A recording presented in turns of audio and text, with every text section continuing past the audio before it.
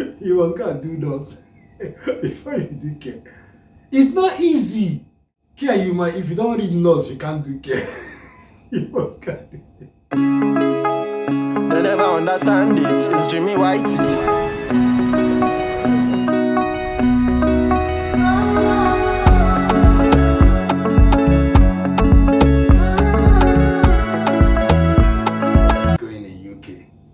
That war with Kemi Bodenoch, is it Kemi Bodenoch and Kestama? I'm telling you, Kemi Bodenoch is putting Kestama out of the level. I can see, listen, this, I think it's Kestama that I know. When Kestama was facing the other prime minister that left, Sunariti, I know how Kestama was tough on Sunariti. Kestama removed a lot of prime ministers. Even the lady Kestama was one that, boom, before you say one thing, the woman is staggering. It's like a football where you are playing football. I'm telling you. Kestama removed Sunariti. Boom. Now Kestama has met the man that is bigger than Kestama. This one, Kemi Bodenoch is holding Kestama on the neck. Yes, so, hey, where is this lady coming out from? This lady is tough, man. But Kemi Bodenoch, is it Kemi? Let me know, guys. Eat right, not talk. Hey, this lady is tough, and she is like hitting it on the nail. Bam, bam, bam, bam. Kestama will just stand up and say, hey, who is this lady? Who is this lady? But before we go into the details anyway, let's see how Kestama, oh my God. Dude, for real, I'm really feeling for Kestama. Dude, I don't think that he ever see this thing coming. I'm telling you, conservative just went and brought Bodenoch from nowhere. Boom, boom, boom, boom, boom. Bodenoch just uprooted. The lady's not agreeing. That is it, she has sit down to know everything. Let me not finish on the story like I want to finish it off. Let's watch this video to see the battle. Kestama vs Kemi. Is it? It's K. It's KK. K and K. Oh my God. That's why the power is in qualities. Is it K and K? That is Kemi Bodenoch. Okay, let me put this because it's man first. No, ladies first. Kemi Bodenoch and Kestama. They take right. Let's watch this battle that is on, and we'll come back. You know what we do. Thank you, Mr. Speaker. Last year, in its manifesto, Labour promised not to increase income tax, not to increase national insurance, and not to increase VAT. Does the Prime Minister still stand by his promises? Well, Mr. Speaker, I'm glad that the Leader of the Opposition is now finally talking about the economy. I can update the House, Mr. Speaker. Retail sales are higher than expected. Inflation is lower than expected. Growth has been upgraded this year. And, Mr. Speaker, the UK stock market is at an all-time high.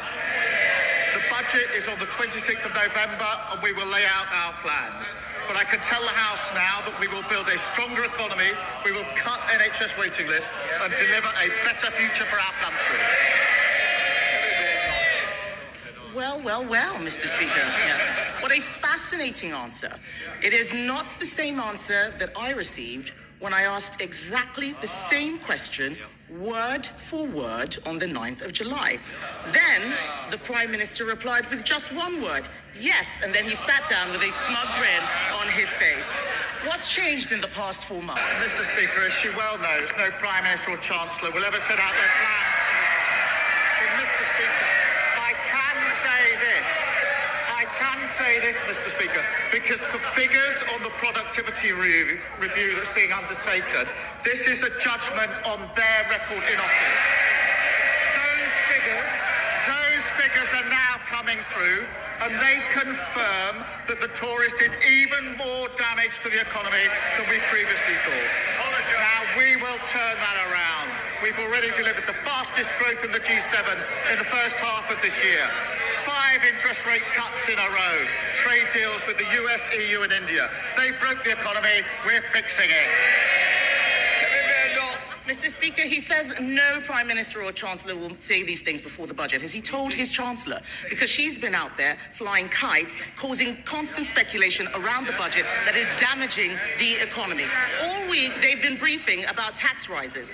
What we've heard is that he does not have a plan. So we have some ideas for him. Yes. Yesterday, they can...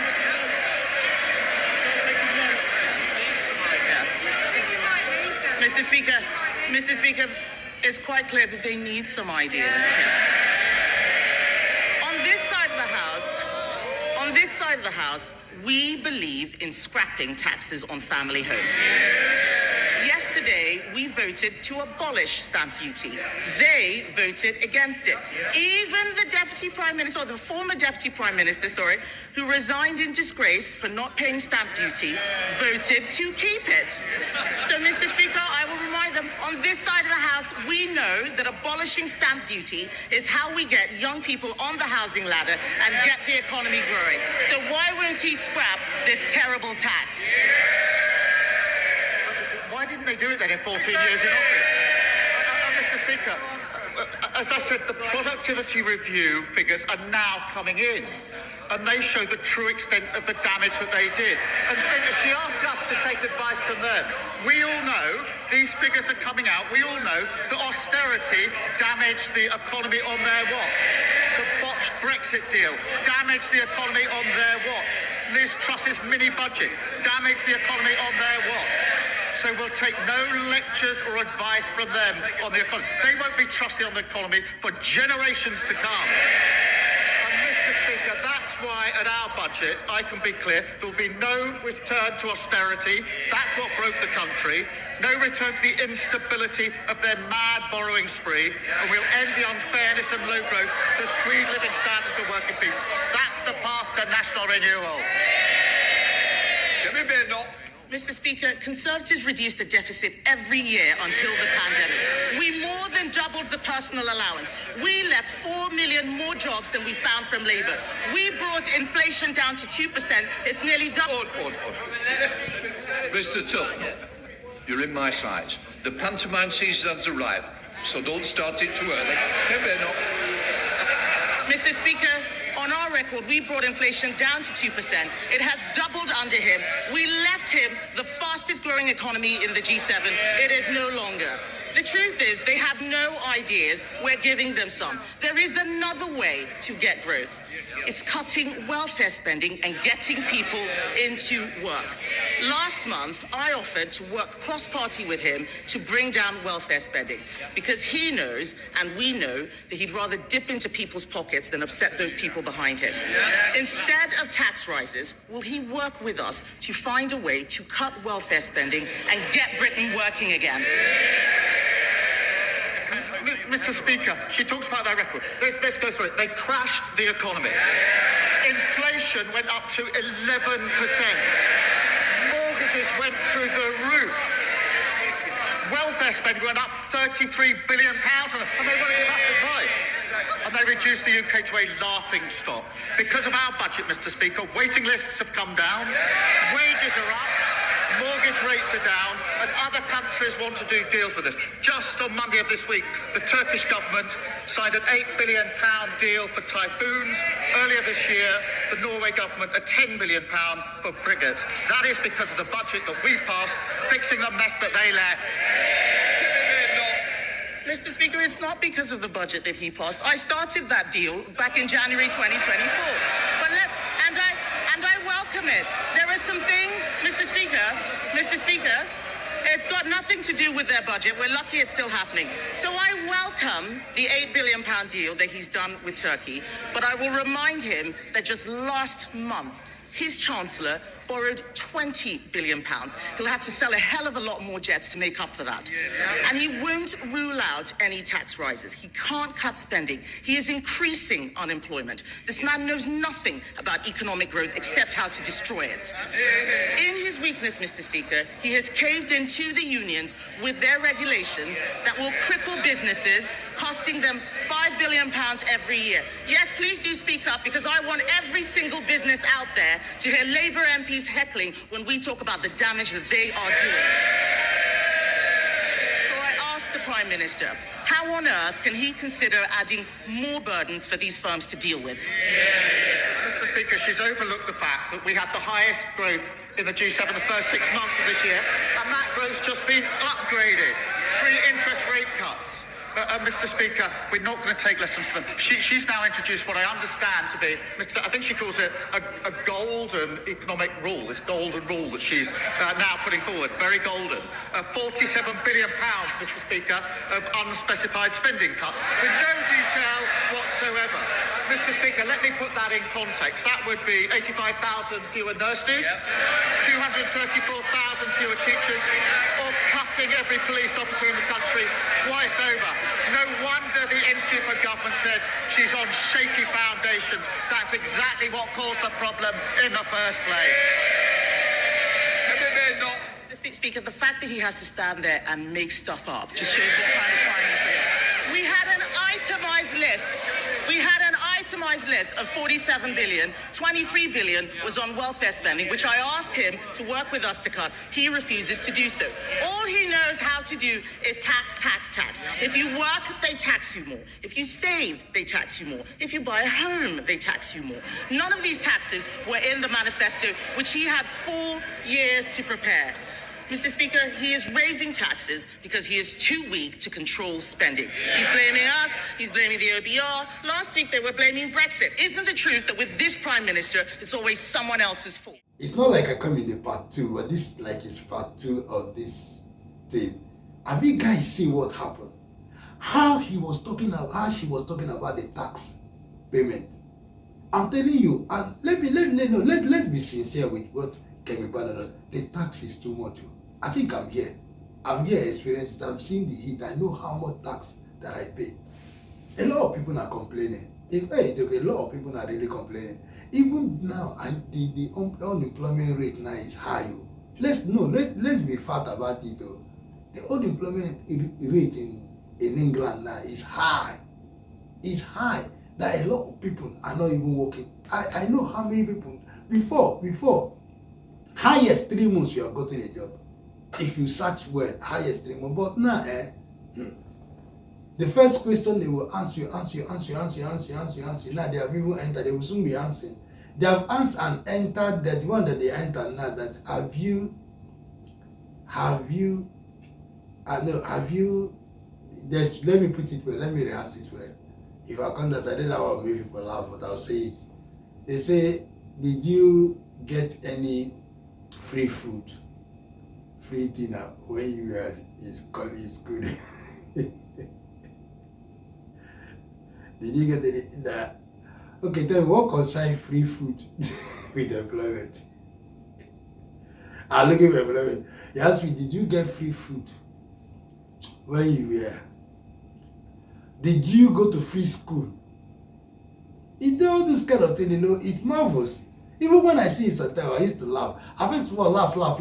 There's one I was laughing. I didn't know it in tears went all the application. I have to restart again.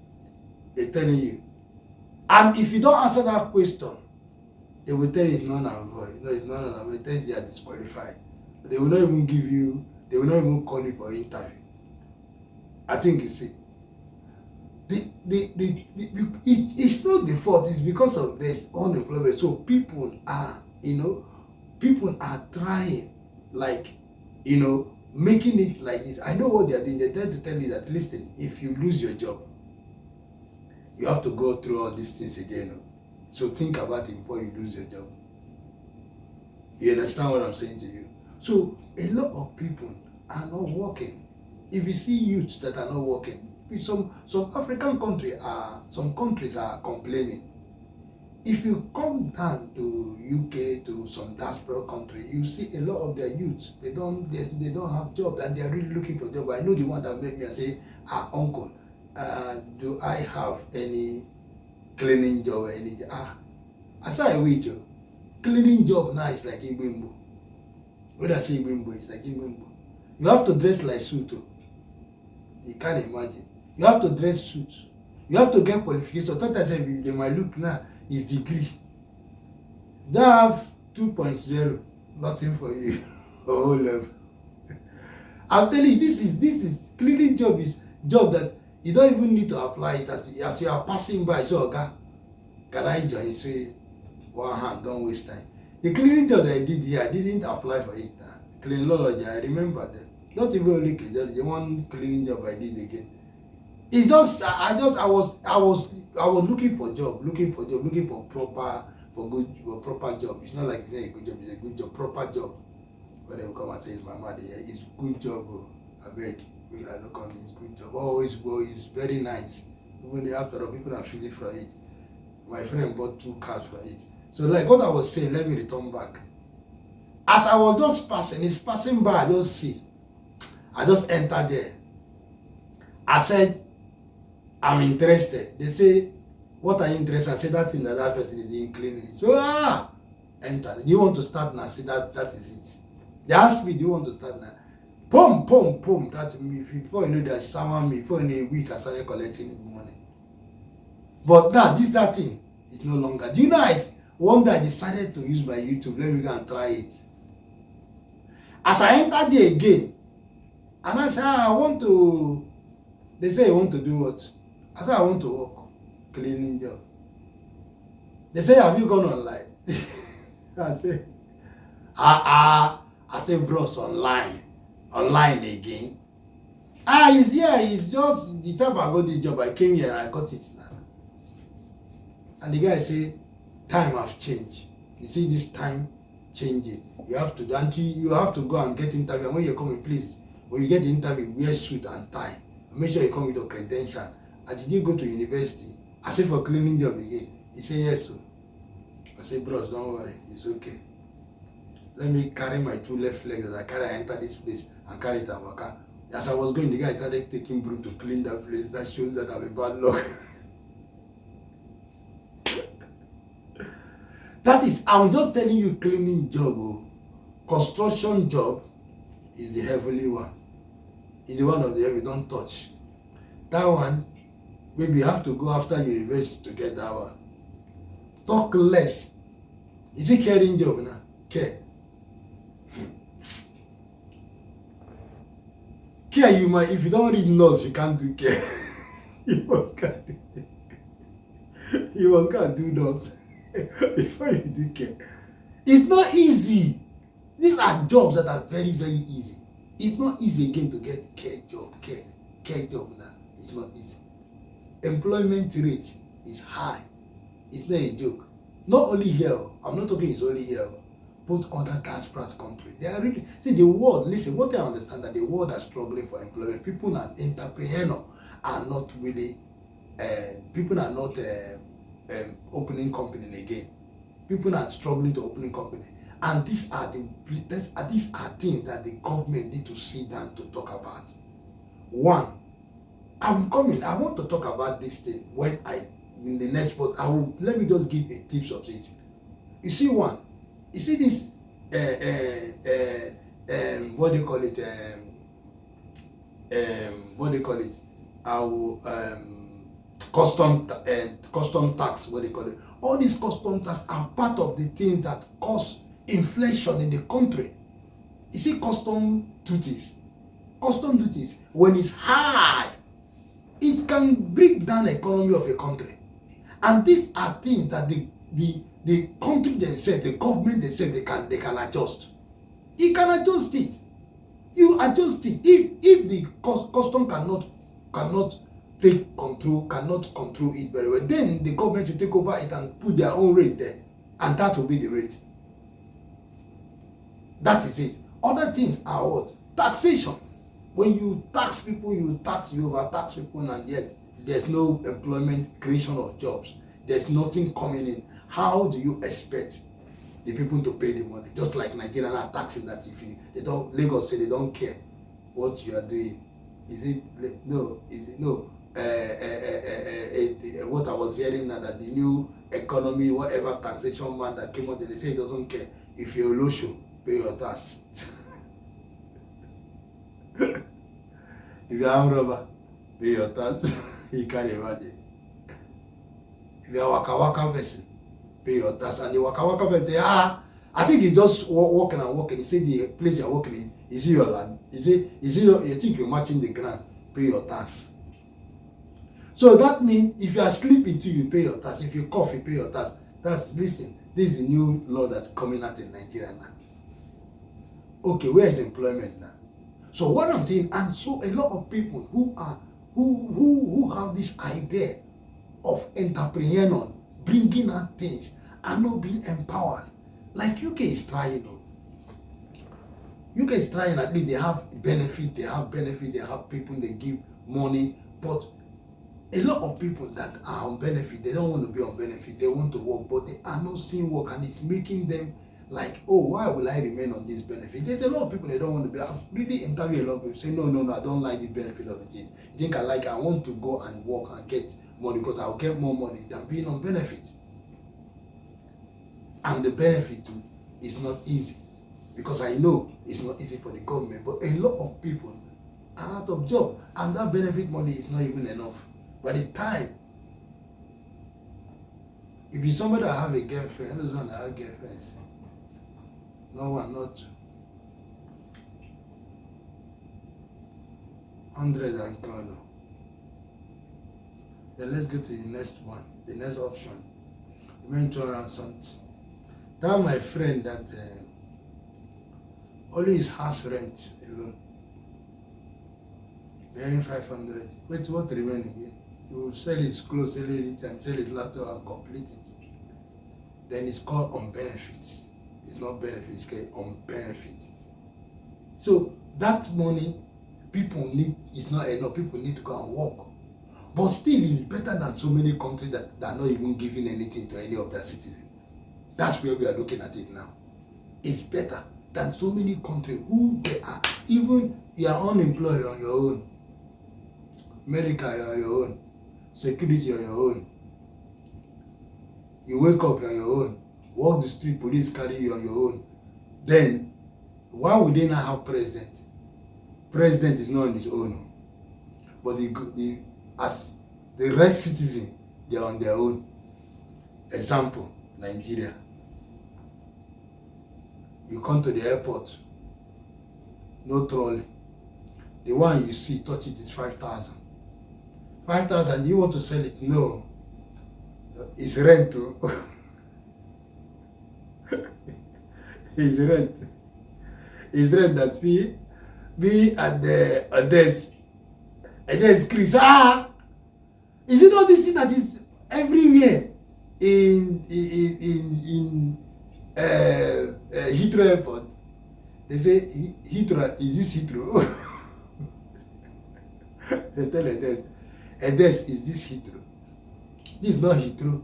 This Murtala Mohammed Airport. It's not Murtala Heathrow Airport, it's Murtala. What did we do? I have to carry the thing on my head. And the next thing, they started shouting, they have deported him. Hey, they have deported them. Nigeria, you're too marvelous. It's easy marvelous. That day I went and give thanksgiving to God. I was thanking God. Even the pastor was happy. He said, God deliver you. I said, yes, God, because why would God not deliver me? You come. What is God? Hey! So what we are saying is that Kemi Bodenoch, there are things that she's saying that is really, really, and there are things that Ken Stammer too is also right. But let us look at the page. There is something that Kemi Bodenoch said, which I will use to round up. She said one thing, that is it possible for the Prime Minister to work with them so that they can eradicate unemployment in the country? I looked at that part And I want to say something. I am not saying that opposition party or governing party should go. I don't understand, but all I see is that sometimes when something concerning countries, citizens, this is country, one country, and we need the betterness, sometimes it's good for the opposition party and the current ruling government party to come together, to work together, to see that this thing is eradicated. Maybe the opposition party have a stronger ideas to eradicate unemployment in the country and reduce tax, which they, because they do not have the opportunity, because they are not the ruling government of that very particular time. So what they needed at that time, they will need support. And if this option has been made, this is the problem of so many countries, why they have not been able to succeed. Like, I will use my country, Nigeria, because they say charity begins from home. Nigeria, Tinubu, wait for me in Mauritania Mohammed Airport if you want to come and arrest me. You know you are old. Leave yourself. Bring the Sheyi. It's me and Sheyi that can rumble together. I think you understand me in a rumbling way, but you say in short. I'm just saying, and what I'm saying is the fact. If Nigeria, like Tinubu now, can say that both the opposition party, everybody, let's come together. Bring your ideas. Bring your ideas. You bring your ideas. In the National Assembly, wherever they are sitting, governors, everybody, parties, no more, no arguing. This is to eradicate unemployment and bring food to Nigeria, bring stability, security. It is not something you will have to drag, that if you don't become the governor, president, or the governor, you will not bring that idea out. That is called cheating by hellfire. You understand me? Even the devil said, when Lucifer brought out his own heart to rule, he want to sit on God. As he sit there, he turned to Bodenoch. He sit in God. He came out, he turned to, he went again. God said, if you try it again, you will disappear. So I respect him. I have finished him now. So what I'm saying in essence is this. Let there be unity. Sometimes there will be dragging. Some certain things, yes. But whatever thing that will make the country move forward, like unemployment, eradicating unemployment, stability of food security, I don't think it's something that should be dragged. I don't think it's something that, when you are in the government, why did you do this? When you are in the government, why didn't you do that? I didn't when you are in the government, why did you want to tom. 500 have died. You will be there. When they like Nigeria, when did they? If Tinubu did not do this one will do it. Atiku has to do this. So what we did that is I turn to busy, even I want to form it. Where again? Obiko, is it Obi? And there's one they call this that is there. If it doesn't enter opposition party, this party, if you don't come inside, this idea will not be given. No. There are things when it has touched the citizens. To round up this thing, it is good for both the opposition party and the ruling government come together. Join the ideas they have to eradicate unemployment, bring employment to the country, eradicate hunger, take hunger away, inflation, bring stability of food, eradicate insecurity, and bring security to the country. These are the things, and housing, medical housing too, eradicate people's homelessness and bring bring home people, give them home, eradicate everything that can make a citizen be happy. Eradicate them. Eradicate those things that are making, eradicate whatever making citizens to suffer, and push citizens on a sound mind, on a moving train, as somebody, and make citizens be happy. Then later, other things, there are little things that you can drag on, not that kind of a thing. You don't drag on those things. So if those things, people should come together and talk about it. I think different ideas, so many people bringing ideas can bring a solution. That is all I have to say. What do you think? Drop your comment. Share this video. Subscribe. And, more updates are coming. More updates. And this update is about, MC Mbakara talking about the bailout. Let's go there and see what but for now, I want you to watch. Enjoy your day. And I will see you in the next video.